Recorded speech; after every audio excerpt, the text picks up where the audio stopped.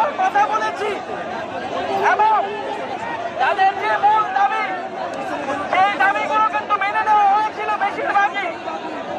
তাদের দাবি ছিল যে তাদের যে 6 মাসের ব্যস্ততা আছে, বিক্ষুব্ধতা আছে, যারা এই ধরনের ষড়যন্ত্র করছে, এই ষড়যন্ত্রের পিছিয়ে যারা রয়েছে তাদের খুব কঠোর বিচারের আওতায় আনা হবে। এবং সকলের প্রতি আহ্বান থাকবে, আজকে প্রধান উপদেষ্টা জাতির উদ্দেশ্যে ভাষণ দিয়েছেন, সবাইকে ধৈর্য ধরার আহ্বান জানিয়েছেন।